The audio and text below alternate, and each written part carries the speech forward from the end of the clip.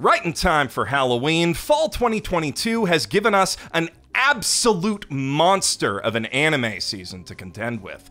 Spy Family, My Hero Academia, Golden Kamuy, the long-awaited quality animated finale to Bleach, and, of course, Chainsaw Man. Chainsaw Man! At long last, Chainsaw Man! And that's just the jump stuff. Both of off-Broadway shonen anime's goodest good boys, Mairimashita Iruma-kun and Mob, Psycho 100, have made their returns, with Mob Season 3 in particular set to finally cap off my favorite anime of the last 2 decades with 2 of the best arcs in any manga I've ever read. There's just so much to get hyped for, and if you want to get bummed instead, you know, in an artistic way, you can just go straight from the new Made in Abyss to the new To Your Eternity.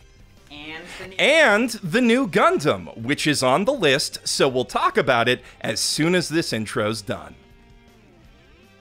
Seasons like these make it feel very rewarding to actually watch every new anime for these lists. But seasons like this also kind of bum me out, because with this many towering anime behemoths returning to the field all at once, on top of the single most widely anticipated manga adaptation since... Actually, I can't think of a series in my lifetime that's gotten anywhere near this much attention before the manga even dropped. That means, though, that less marketing-budgeted anime are at a high risk of being overshadowed, even if their quality is equal to, or possibly greater than, all of the killer anime I just mentioned. And, spoilers, at least 3 of the chainsaw-deficient anime I'm about to list are, in fact, that good. So you're gonna want to pay attention. These are the ones to watch for fall 2022, which might just go down as the best anime season ever. But before we get into that, I want to quickly hype up a cool non-seasonal anime that you recently helped make, and tell you how to support the next worker-friendly anime production from our friends, and sponsor this time around, at Animator Supporters. Back to You is a beautiful new anime music video that evokes the feel of classic 90s cel-animated sci-fi in time with an equally beautiful, fully orchestrated song by Mason Lieberman and Kevin Penkin. You can watch it right now for free right here on YouTube, and it'll make you smile a bunch and feel things, which is neat. But what's really neat is that, thanks to your contributions to the tune of over $80,000 back in fall 2020, everyone who made it also made good money for it and didn't have to crunch. Which is a pretty big deal, considering the average Japanese animator works major overtime under sweatshop conditions for less than they'd earn part-time at 7-Eleven.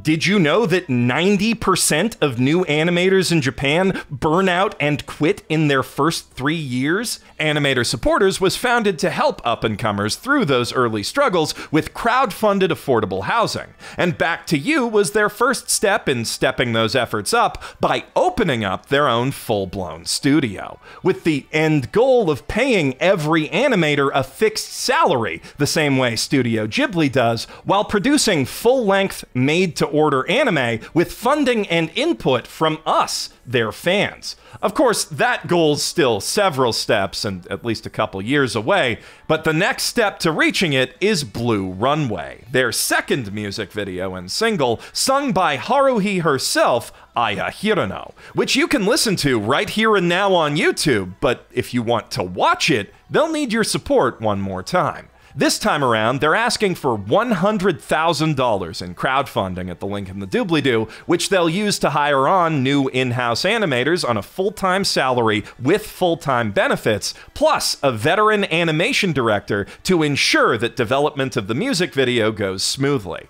A huge ambition, to be sure, but I know this community can help make it happen. If you want to support a brighter future for anime, click that link to donate today. On the subject of bright futures, the first seasonal anime we're talking about today embodies much of the same scrappy, do-it-yourself spirit as the Animator Dormitory, so much so that that's literally... Now? But I had a whole segue play... Okay, Okay, I get it. It's Gundam time. Gundam time is happening now. Mobile Suit Gundam: The Witch from Mercury is the latest newbie-friendly alt-universe spin-off of the greatest science fiction epic/glorified toy commercial in the history of television. If you're somehow so American that this video is your first introduction to the concept of Gundam, you know Pride and Prejudice and zombies? Think War and Peace and giant robots. Gundam is a franchise generally known for its gritty wartime realism, except when it's not, such as in the Shonen Battle spin-off Mobile Fighter G Gundam, in which the giant robots wrestle over which of the countries they stereotypically represent gets to be the king of space, and dudes with hair that looks like this have personal Gary Oak groupie posses who look like that. Witch from Mercury is also, at its core, about a giant robot wrestling competition for big prizes. And boy, them wrestling matches sure are fun to look at. Sunrise Sakuga really can't be beat. But it paints the concept in a much more grounded, realistic light than G Gundam did, with a whole bonus episode's worth of backstory explaining how this world ended up in a post-capitalist feudal state where folks settle their differences in duels again, but with robots instead of pistols this time. Also more realistic, that hair doesn't get the girl in this timeline because a different girl kicked his ass and stole his fiancé.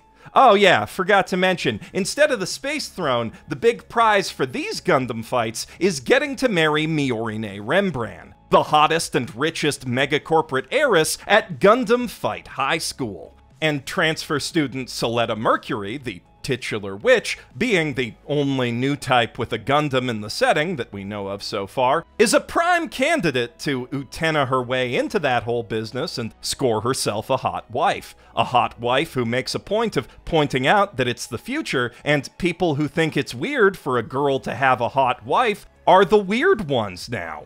Incredible fights, a well-developed world, strong characters, and a confirmed not-bait Yuri love story to tie it all together. By any metric, Freddy from Mercury is one of the best anime this season, and best of all, the whole series is available to watch free right here on YouTube on the Gundam Info channel. Link in the doobly-doo.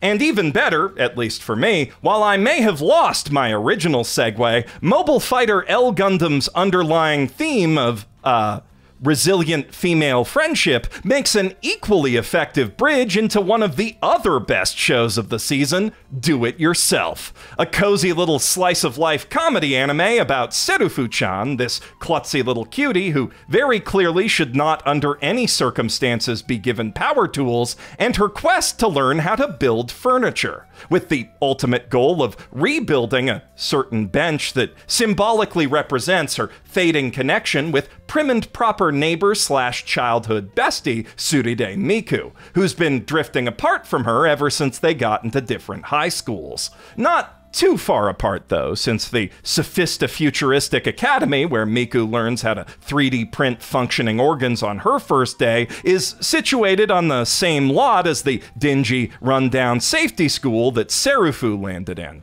though only the fancy smart kids get to take the bus there. Serufu's gotta bike it.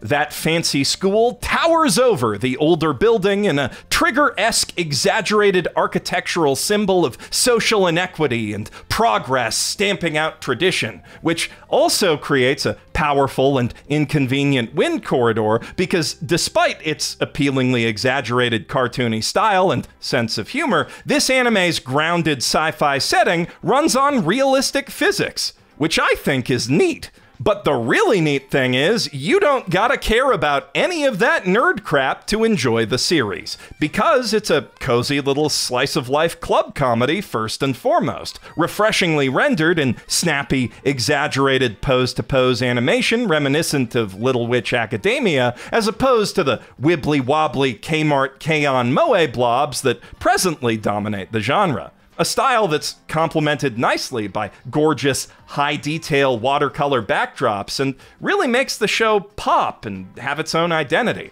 Even if cute girls doing cute things ain't typically your thing, you really ought to give Do-It-Yourself a shot. I genuinely don't think it's possible to get through the first episode without smiling, or feeling tempted to build some IKEA furniture, and if Pine Jam can keep it up, this one might just be Nichijou tier.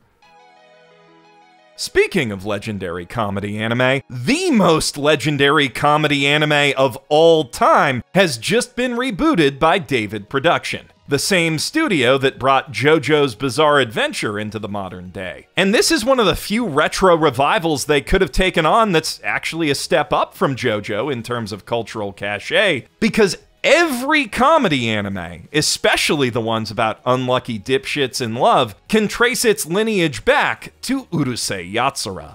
Ataru Moroboshi isn't just any unlucky dipshit, though. He's the unluckiest dipshit on Earth. When an army of Oni-esque alien invaders sets its sights on our world, their computer selects one person at random to serve as humanity's champion. And this poor dim-witted schlub is it. He's given 10 days to catch Lum, the daughter of the alien leader, in a game of tag, which he agrees to immediately because he really wants to fondle all of that. But, unfortunately for him, all of that can fly and also emit powerful electric shocks, so 9 days go by without him making any headway on grabbing her horns. But after Ataru's longtime girlfriend Shinobu promises her hand to him if he wins, he finally finds the motivation he needs to pull out an unlikely win by pulling off Lum's bra. Unfortunately, due to the vagaries of the Japanese language, Lum misinterprets his repeated battle cries of "Woohoo! Marriage!" as a proposal, which she immediately accepts as soon as the game's over. So now, instead of a wife, his prize is one superpowered psycho stalker from space and one extremely pissed off girlfriend.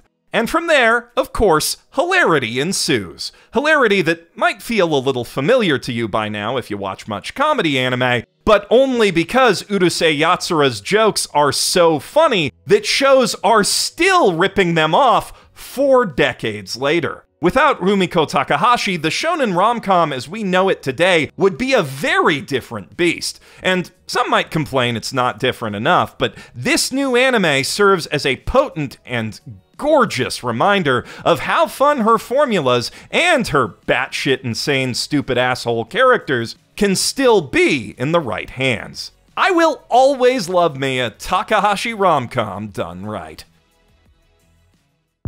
By the same token, I'll always love me a good shonen sports saga. Properly told, an uplifting tale of scrappy underdogs coming together to beat the odds with teamwork and friendship and determination gets the blood pumping every time. But I sure have seen that a whole lot of times by now. Even more than traditional battle shonen, sports anime are dominated by cliches and tropes, and Blue Lock is the antidote to every one of them.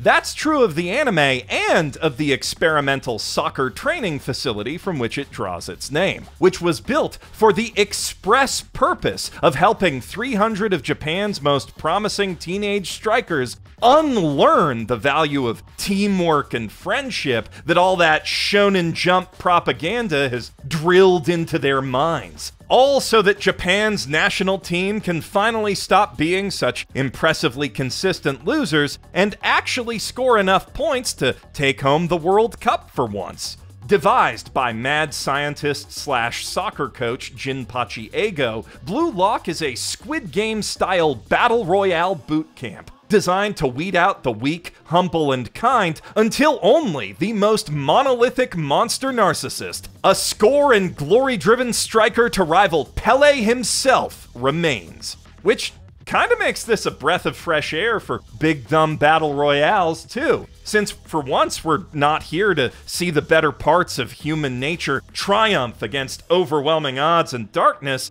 but rather to see promising, bright-eyed youths willfully destroy each other's futures and do whatever else it takes to win, and win some more. with our protagonist in particular standing out not for being the noble last of the bunch to jump into the fray and betray those who trust him for personal gain, but because he's the first. Okay, but what if you want an upbeat tale of friends helping each other grow and achieve their dreams and stuff, huh? What if betrayal and selfishness just bums and stresses you out? What then? Well, obviously watch a different anime. Might I suggest Bocchi the Rock? Hitori Goto's social anxiety is so severe that she's made it through most of middle school without ever making a friend. But she has a plan to fix all that. All she's got to do is get real good at guitar and play at a school talent show, then a band will scout her, they'll be her friends, she'll get super famous, and everyone will finally understand her through her music without her ever actually having to talk to them. Cut to her high school debut, 3 years of shredding in the closet later, and Hitori still doesn't have any IRL friends, but at least she has a lot of YouTube subs. Why am I crying? Unbeknownst to her, a few of those subscribers are having their own troubles getting a band together, and when one of them happens to spot her moping in a park because no one at school talked to her about the guitar that she brought as an icebreaker because she really doesn't understand social interactions at all, she finally gets a chance to play on stage. 3 hours after meeting them. Also, she's never played with other human beings before, and it turns out that's a totally different skill set from recording YouTube covers in your closet. So, yeah, it's gonna be a long road from there to the Budokan. That said, despite having just met, her new band resolves not to just abandon her, so at least the newly nicknamed Bocchi-chan won't have to walk it alone. If you've ever wished K-On! Was about 1000% more excruciatingly relatable, this is the anime for you. On the other hand, some of you might just want to run as far away from anything resembling real-world social anxiety as humanly possible, and fair. We got a whole genre for that, actually. We call it Isekai. This fall has 3 of note, 2 of which made the list, and the other one you'll hear about in the honorable mentions. The first of those, Reincarnated as a Sword, sounds like a joke about how isekai writers are running out of ideas, but it actually brings a lot of exciting new isekai ideas to the table. Ideas such as freeing the cute slave girl right away, using violence instead of by paying monsters for the atrocities they commit, and then freeing the other slaves after that too, because it's the right thing to do. Also, small cat girl with big sword? I don't know, now that I'm trying to list it, it's kind of just that one new idea, really, which is a really good new idea. You don't often see anime where the reincarnated protagonist acts as a servant to their female companion from the other world instead of taking charge, but ReZero and Familiar of Zero are things, so it's not unheard of, and I can't call that original. Of course, neither Subaru nor Hiraga is actually a thing, so that is a point of distinction for Shisho, our inanimate protagonist, but the way he goes about killing monsters to level up and steal their powers while he min-maxes his stats for a super OP build in the opening act isn't really that different from how certain reincarnated slimes and spiders got their overpowered powers. What is different is how a completely different character, the frail young black cat beast girl Fran, is the one who actually gets to unleash the full extent of that power in an absolutely badass high-octane fight scene with a giant two-headed zombie bear. And it's Fran's quest to evolve beyond what her oppressors expect of her and free her people from slavery that ultimately drives their adventures together forward. She's the real hero of this story, the one born at the bottom of this world and destined to climb to greatness, and the one who gets to do all the cool anime fight moves. Though, even when she's wielding him, Shisho can force neck snap a slave trader at 10 paces, so he's not quite a passive observer, more of a sidekick. All told, Reincarnated as a Sword is a fun little isekai with a fairly fresh perspective, great character designs, and some bomb fight scenes that I think just about anyone can have a good time with. Our other isekai of the evening, The Eminence in Shadow, leans a bit too light novel edgy in its pilot episode for me to say that, with a plot about a girl getting kidnapped and then assaulted for no reason that apparently wasn't even in the original light novel, but the anime chose to insert as a sort of origin story for our hero, who, before he got isekai'd, was apparently Kick-Ass, you know, from the movie Kick-Ass, but unironically, going around in a ski mask, beating up gangsters with crowbars, and getting away with it because he's just that cool and he always wanted to be a superhero. Well, more specifically, he always wanted to be the super powerful bonus ranger character who helps the heroes from the shadows in a vaguely sinister way that makes you think maybe he's the bad guy for a bit, but then it turns out he's the leader of a secret organization opposing an even more secret, evil cult that controls the entire world. And without his ongoing, unsung courage in opposing their machinations, we would all be doomed. Of course, that's just a middle schooler fantasy, and deep down, he's always known it. No matter how hard he trains his body or masters the art of Freeman Fu, he is but a sweaty, vulnerable bag of meat at the end of the day that will break like any other upon the sacred bumper of Truck-kun. Our world never would have let him be the all-powerful being he always dreamed of.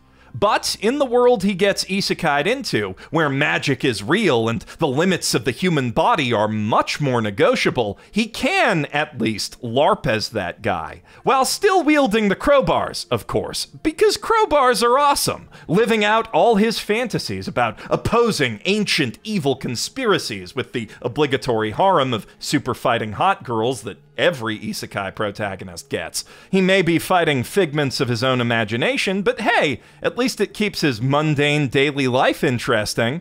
Or so he thinks, but in reality, every last one of Sid's delusions is 100% true. His organization, Shadow Garden, really is the only thing standing between the people of this world and total domination by hidden evil. And the only person who doesn't know it is him.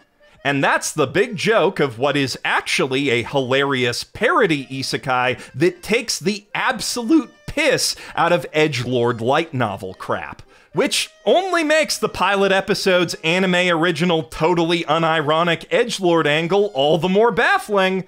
But that crowbar fight was pretty cool, so I'll give it a pass.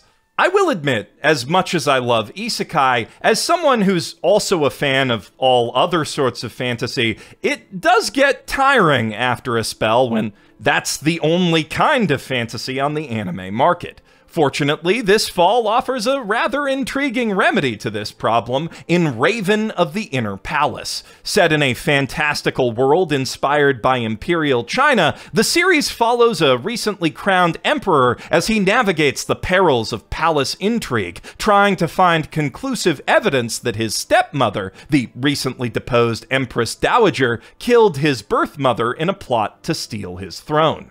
Evidence he needs to justify her execution by the letter of the law in order to cement his legitimacy and, ideally, make his empire a slightly less unjust place than hers.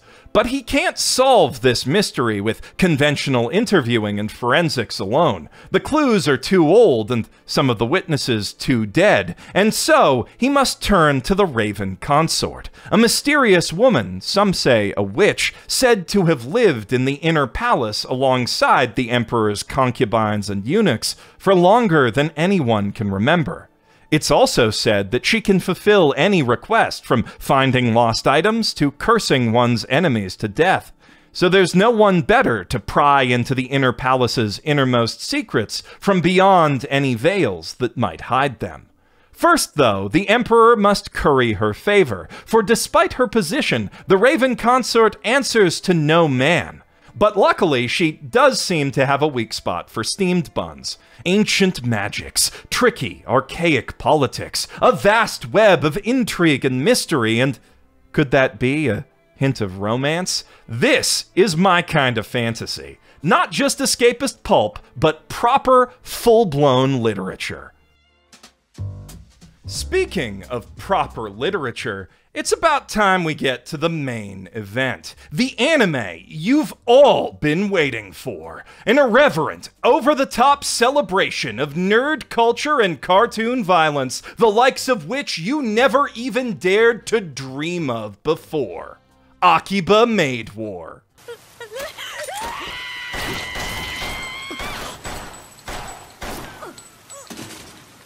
Sorry to fake you out like that, unless you didn't get faked out because you can count to 10, but I needed to make sure I had your full attention for this one. Because Akiba Maid War is every bit as awesome and weird and buck-fucking-wild as Chainsaw Man, and you need to watch it as soon as humanly possible, preferably going in blind like I did. So, if you trust me, and you really should by now, use the video chapters to skip to Chainsaw Man, then go watch Akiba Maid War on High Dive the second the video is finished. If you need more convincing before committing though, here's the basics. Akiba Maid War is a turn-of-the-millennium period piece about a bloody, covert gang war between the many animal-themed maid cafes of Akihabara. Our adorably naive country bumpkin of a protagonist, Nagomi, starts her first day at a dingy, run-down, literal pigsty of a cafe, with a panda in it for some reason, expecting to engage in some goofy moe work comedy shenanigans with her cutie co-workers, and ends it in a bloody gunfight with the staff of an almost equally dingy bunny cafe. Oh, and I almost forgot to mention, that gunfight is also a musical number.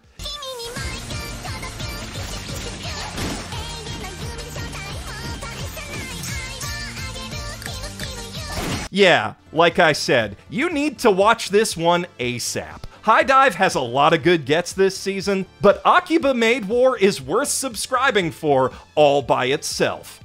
At least in its pilot episode, it absolutely stands toe-to-toe with my most anticipated anime of the season and year, which is, of course, at long last, Chainsaw Man.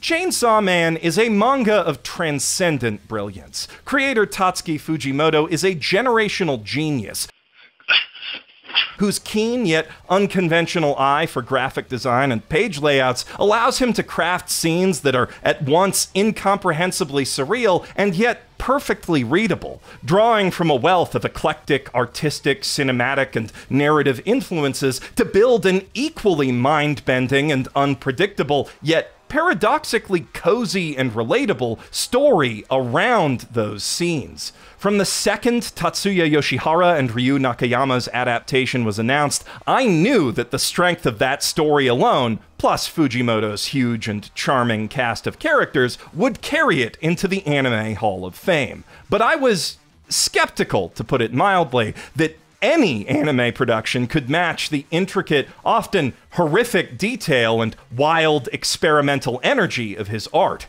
How good it feels to be proven wrong. Well, halfway wrong. The only anime anywhere near that experimental this season is Pop Team Epic, but that's probably for the best, since the whole point of Fujimoto's experimentation was to translate the gritty, disorienting feel of a great B horror movie to the page, whereas the anime can just do that by, for example, emulating the camera work and editing of horror cinema greats like Sam Raimi, which it does, and I love it so much. But what really blows me away is the art and animation, which is just stunningly fluid. There's rarely a moment where something isn't moving, and moving in a convincing, weighty manner at that, yet they've hardly sacrificed any of the manga's detail to make it work. Shadows are complex and shift realistically on moving surfaces. Monsters feel every bit as grotesque in motion as they did on the page, and sure, the show obviously leverages a lot of 3D CG and digital effects to make all this work, but Jujutsu Kaisen compositing director Teppei Ito and his team have blended it all so seamlessly together that it's often hard to tell where the CGI stops and the hand-drawn elements begin.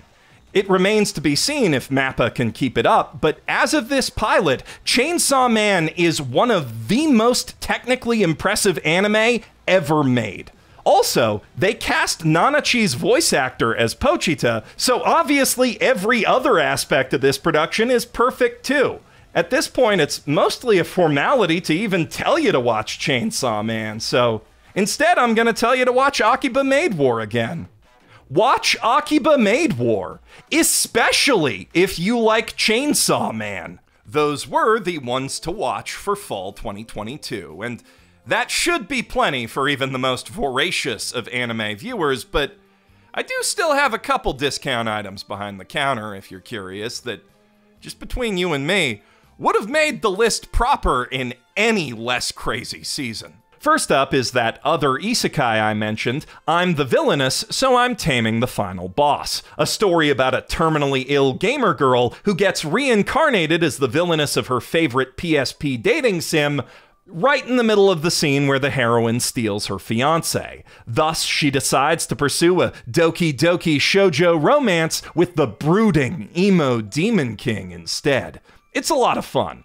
And, if you like the sound of that, Bibliophile Princess is a more subdued, Regency-ish romance about a young noblewoman who loves books and the prince who bribes her with royal library access in exchange for posing as his fiancée in order to stave off annoying suitors. It's real cute.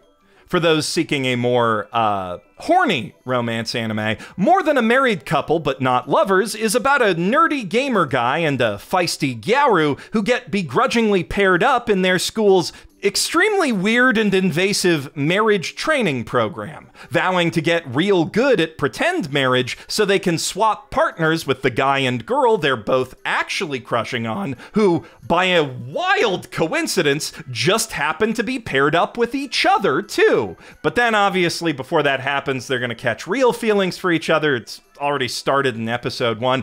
Basically, it's a half-assed Toradora-like, but with full-assed fan service and decently charming humor.